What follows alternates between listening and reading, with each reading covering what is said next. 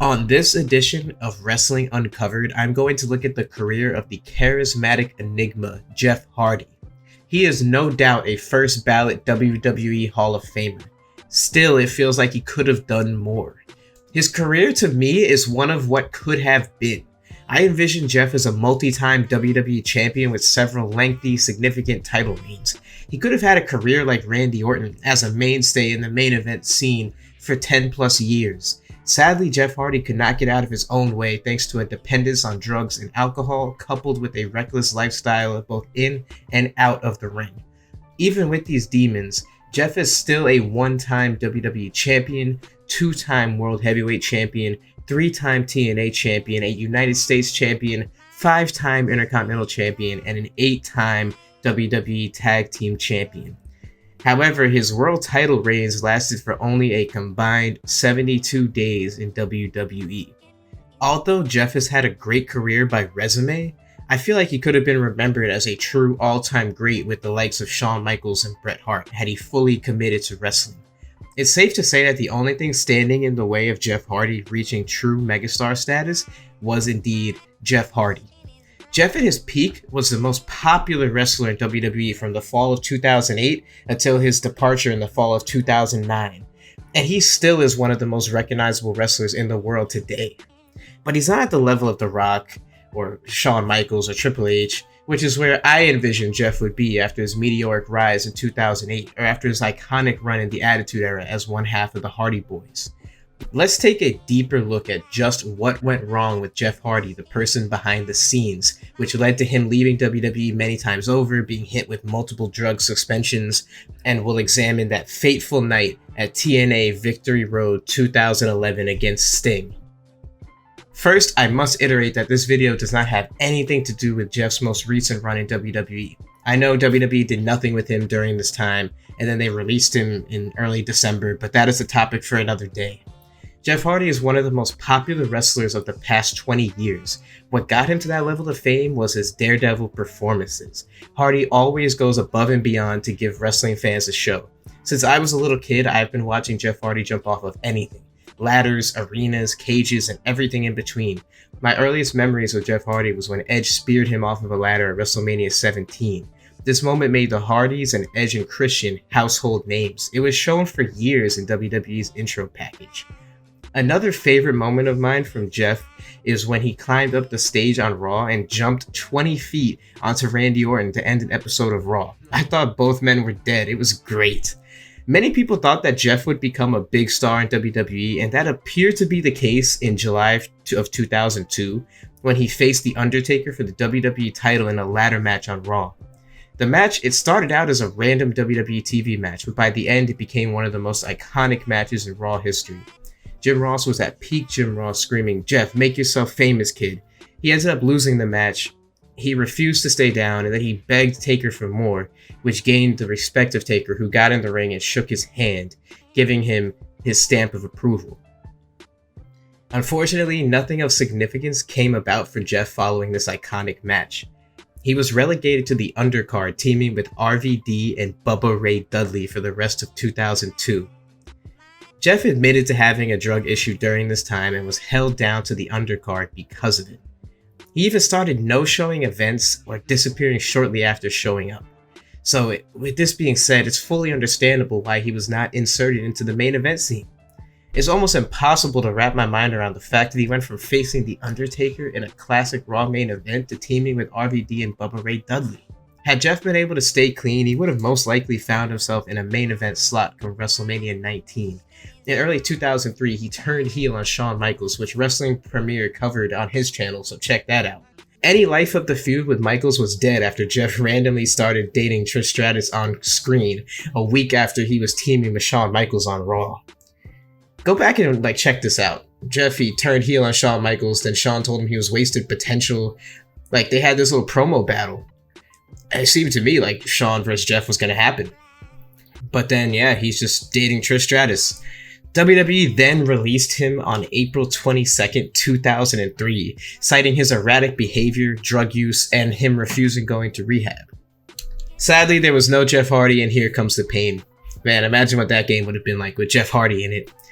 Jeff spoke about his first release recently on an episode of the Stone Cold podcast, saying that he failed a drug test and was denying rehab. He said he threw away the opportunity of a lifetime in 2002 following the match with Taker, noting that he was in denial of having a drug problem. Jeff Hardy, he had it all in the 2000s. Men, women, and children loved him. He could have been the biggest star in the company following his breakthrough performance at WrestleMania 17. Who would have thought that only 2 years following TLC 2 that Jeff would be gone from WWE?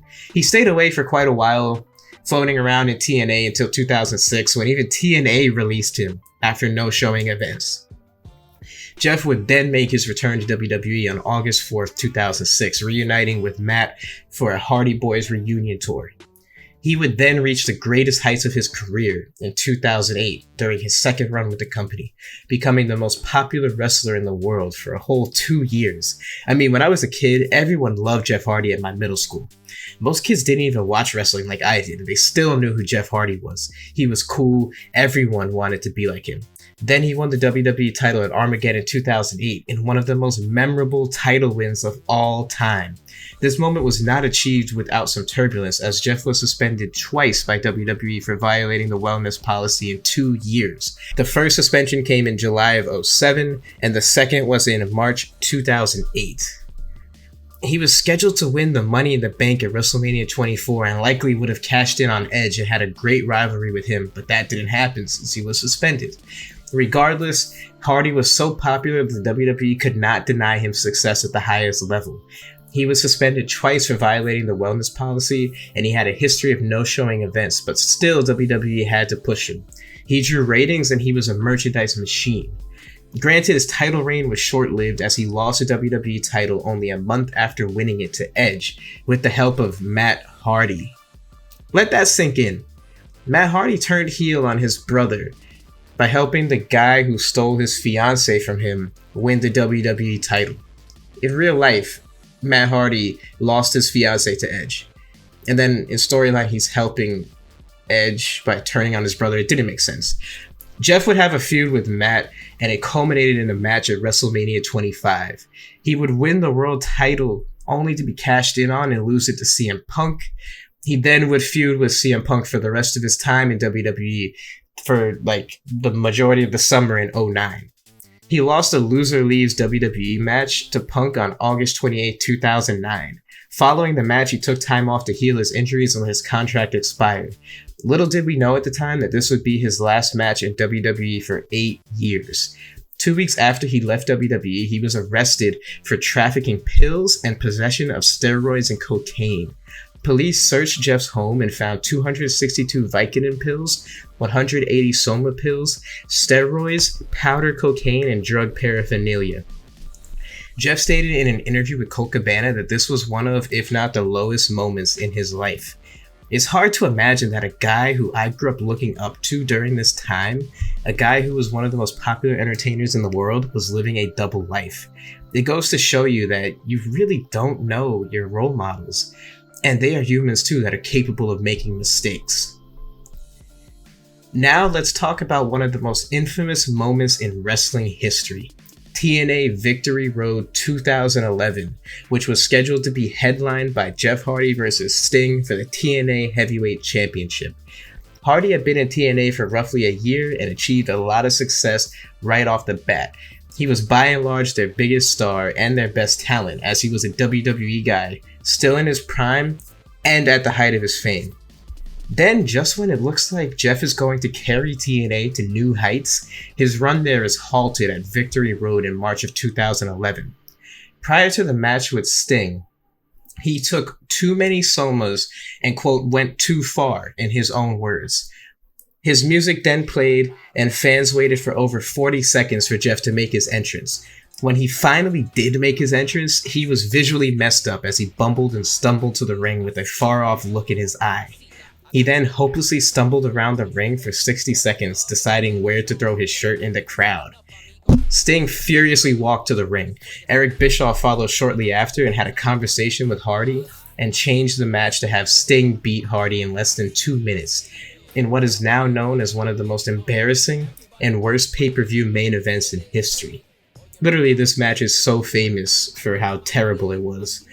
This match and the entire Victory Road pay-per-view halted a lot of TNA's momentum, making it difficult for them to recover.